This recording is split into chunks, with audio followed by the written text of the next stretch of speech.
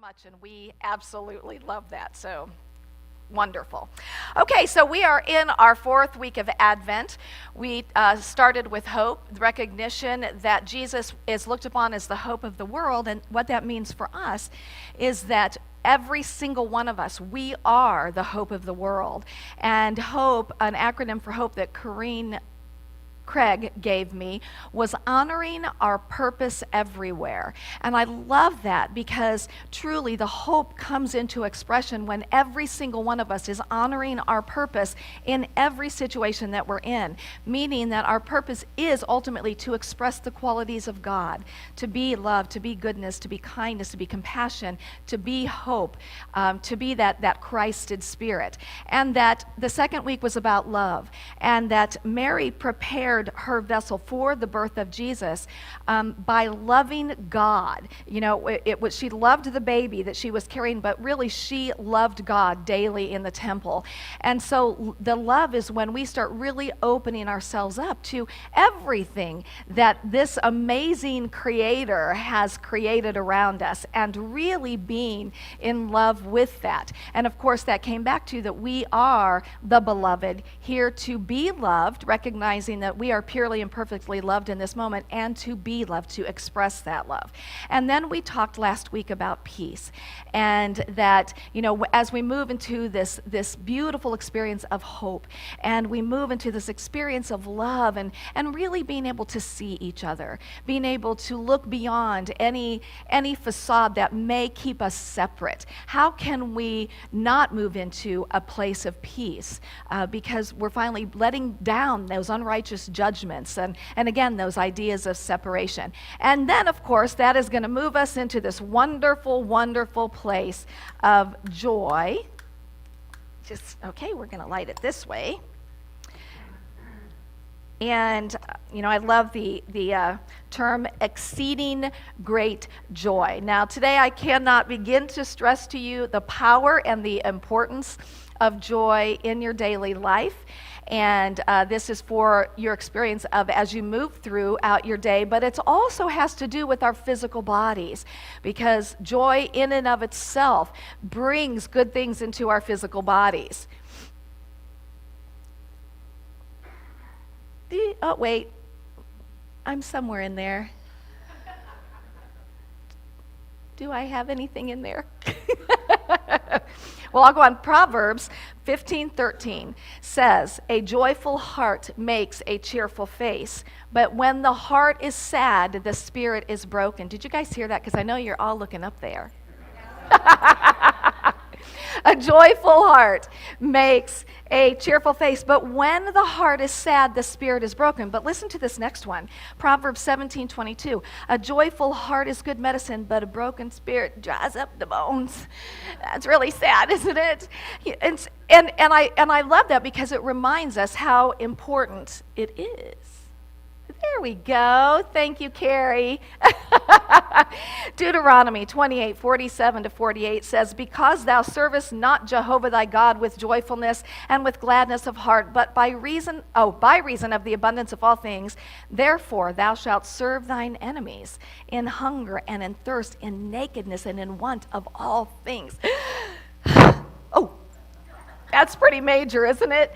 Because, you know, this is the power of joy. Now, let me express for just a moment what would be some of the things that are called our enemies in this scripture. So they'd be things like anger and fear, lack, sadness, regret, depression, illness, quick-temperedness, worry, guilt, judgment, excessive anything. And of course we could add to that list, you know, when the scripture is talking about the enemies, it's talking about the things that literally steal our joy, that stand in the way of our greatest and deepest expression of joy. So instead of living in this state of joy and gladness of heart, because we know our source, because we remember that we are immersed in everything that we need, because we are remembering who we truly are at the core of our being, when we allow our enemies to steal our joy, then we stay in a state of hunger and thirst for something outside of us to make us feel better. Anybody ever journey that path? My joy is going to be increased when this person shows up the way I need them to show up, or when I get that raise, or I get that new job, or when I get this house, or, how many times have we said, okay, it's something outside of me? And as we do that, then these kinds of things start to come up. We could get angry, we could get frustrated, we have fear that sets in. So the idea for me is the recognition that the experience of the joy that we're talking about today is not something that is coming from the world. Now, our joy can be enhanced. Absolutely. Our joy can be enhanced. But to me, then we go back to seek ye first the kingdom of God, and all these things will be added unto you.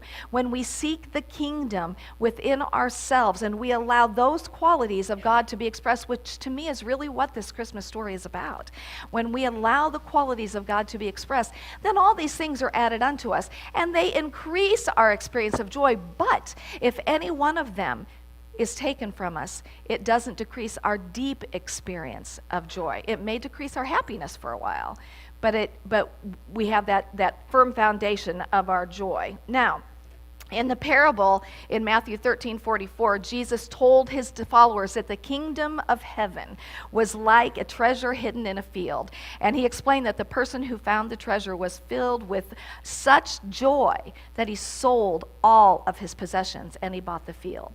And I love that to talk about today, because the reality is that every single one of us has this divine treasure within us. The kingdom of heaven, the presence of God, something to be released from me. And it's not something you have to go looking out there for. And I promise you that. It is not something that you have to go looking outside yourself for.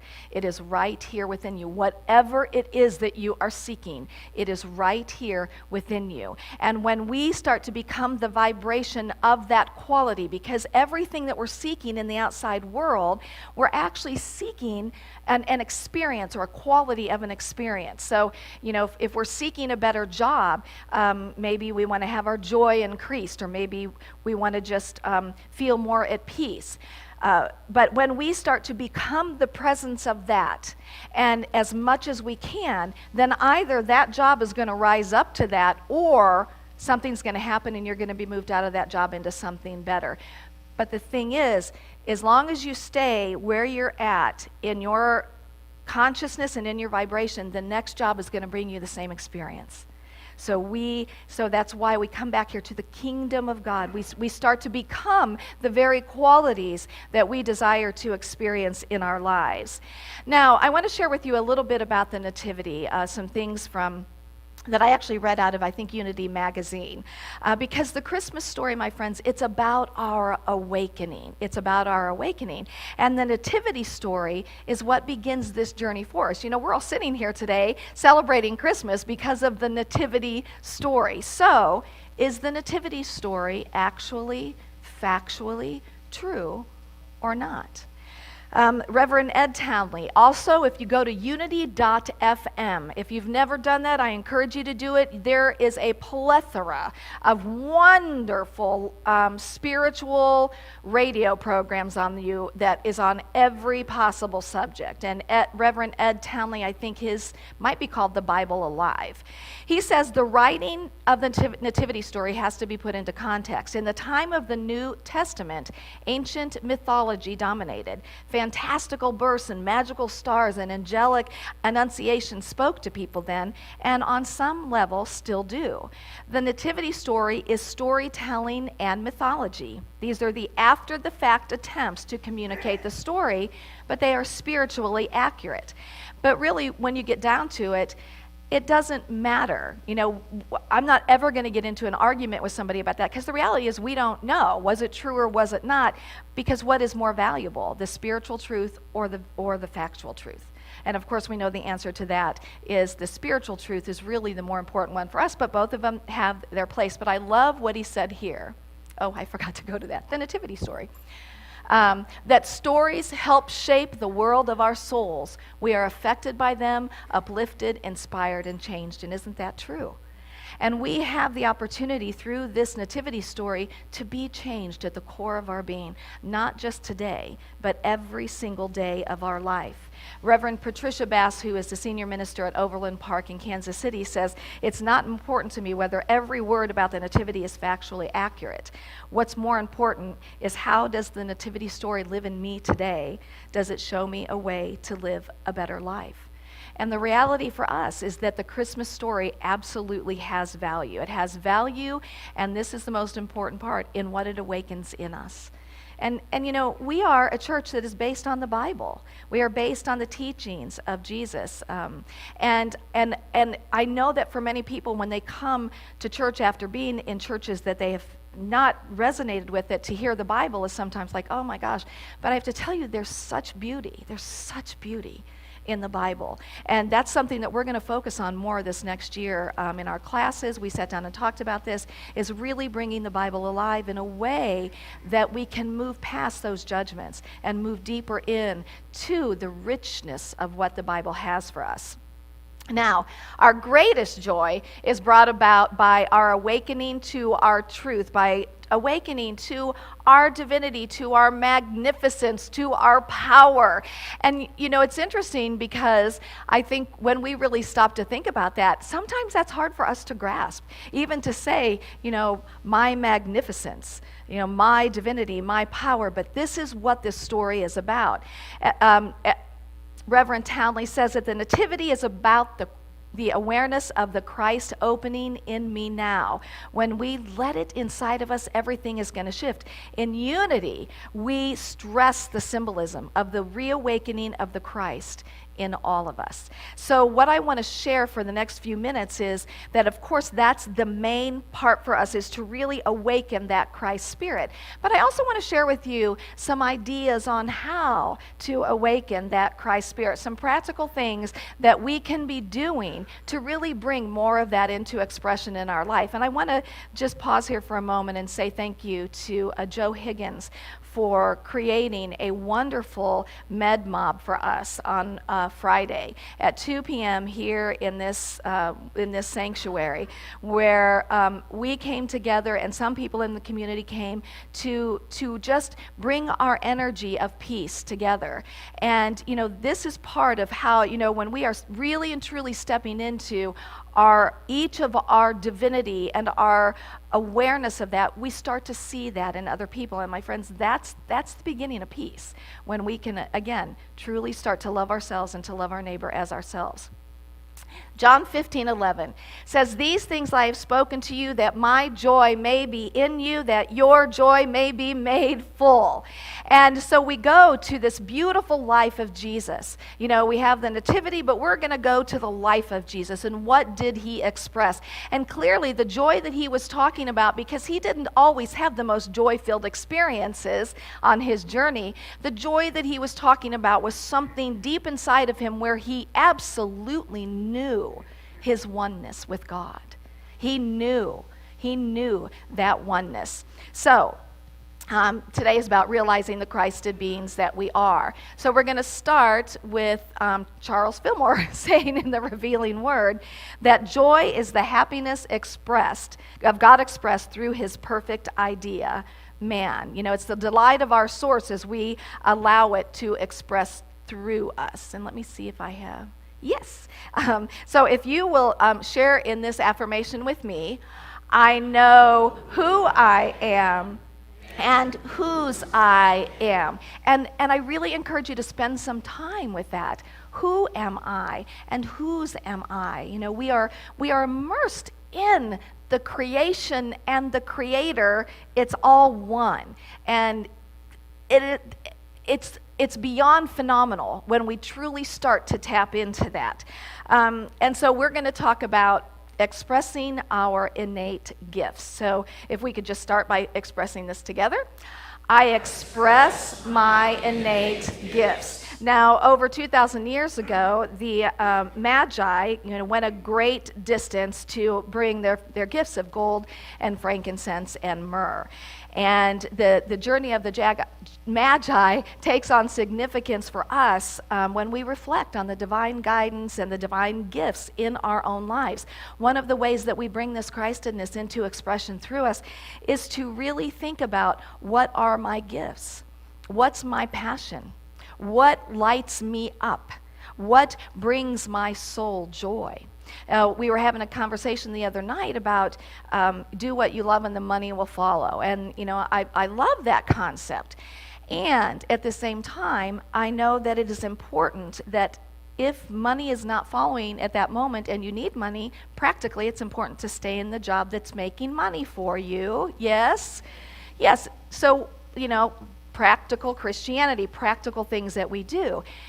And yet at the same time, what I want to say to you is that if you're in the midst of something in which you're not feeling your joy, something in you isn't soaring, something in you isn't filled with passion, it's important to start bringing that into your, if you can, daily experience, and if not daily, at least weekly. And we can all do that. Now, I will share with you that some of the things that make my heart soar, that are my passions, that I know that I'm in that place, or,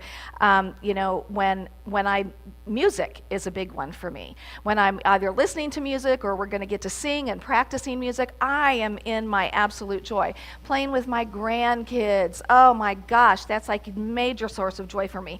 But also when I'm reading inspiring or spiritual material, or when I'm creating a talk, these kinds of things just jazz me. They bring me great joy.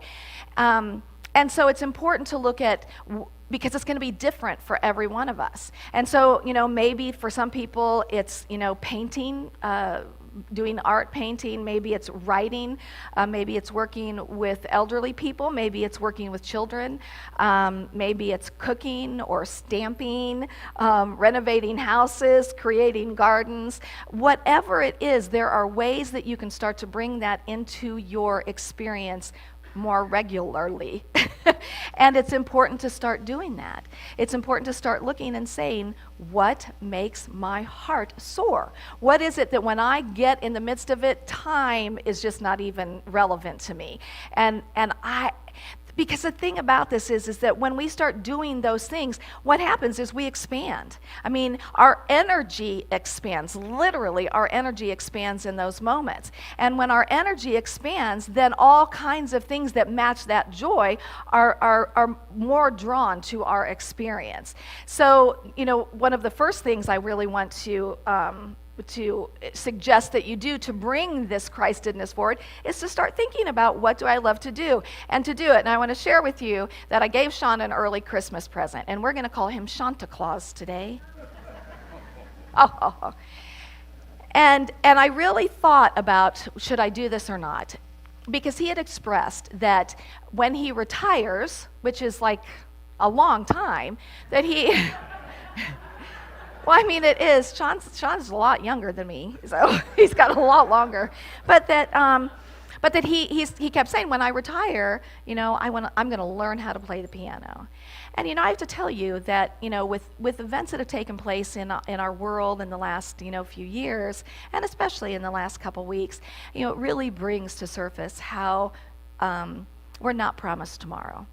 And how important it is to step into today and to really live today. And so I really thought, and then I went to Springfield Music, to Mitch, and said, okay, if I want to get him a keyboard, what would I get? So I got it, and I couldn't wait. When I got home, I was like, I have to give it to you now. But I prefaced it by saying the reason is we're not promised tomorrow. I'm hoping we're both going to be alive at that time, but the reality is we're not. And it's something that can bring more joy to him in this moment. So again, my point is, what can you do now? Because there's always a way to do it. You may not be able to do it to make a living today, but I promise you, the more that you start doing what you love, the more those avenues are going to open up. A way will be made for you. The next thing is that when we are in this place of expressing and experiencing, is to move into gratitude. And this is a beautiful way to start bringing that joy forth, because, and I know that there are times in our lives when it's very hard to express gratitude.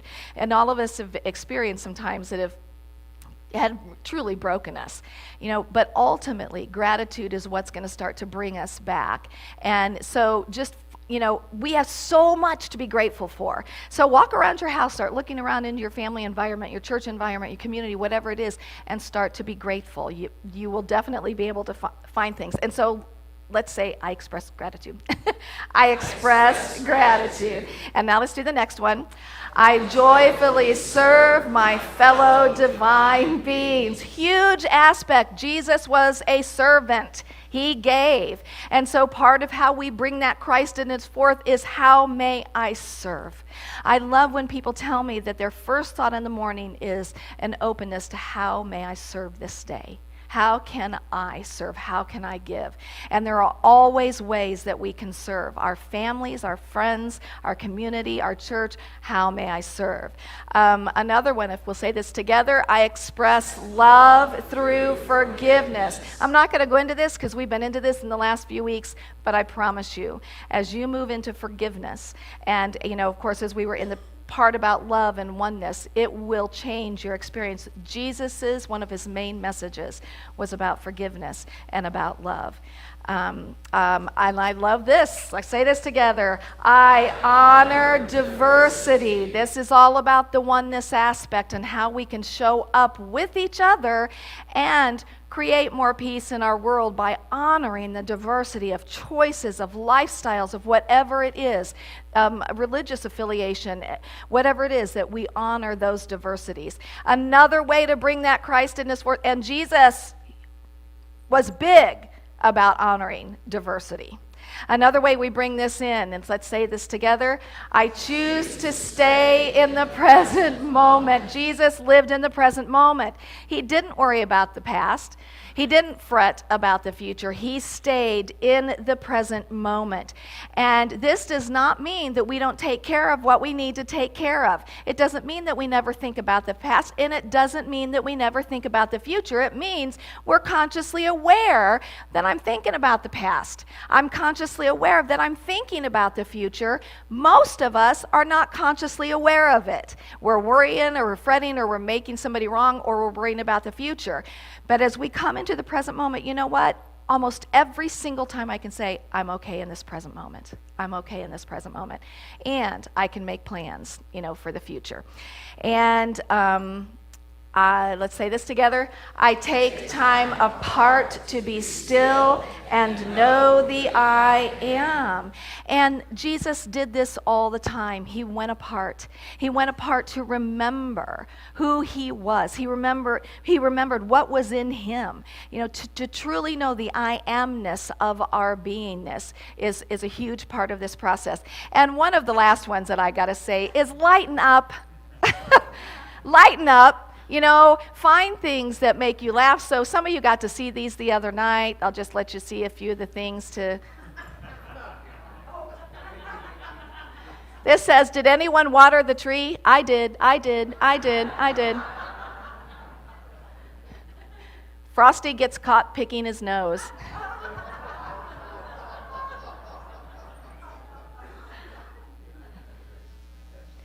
I don't know why the song said to tell this to the mountain, but here goes. Jesus Christ is born. Would you just look at them making a baby right in the middle of our front yard? It's disgusting.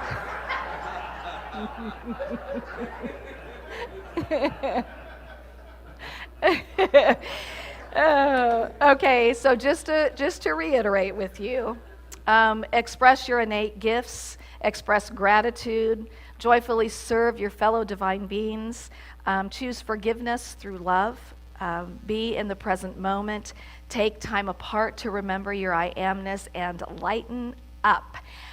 So I'm going to invite us to close with this beautiful affirmation. Together, with God, my joy is complete. For with God, I experience the joy of knowing that I am a spiritual being, divinely cared for in every way. As I celebrate the birth of Jesus, I celebrate a rebirth of the Christ Spirit within my heart and soul. I see myself as a child of God, filled with unlimited potential. And so it is, and so it shall be. Merry, Merry, Merry Christmas to each and every one of you, and namaste, namaste, namaste.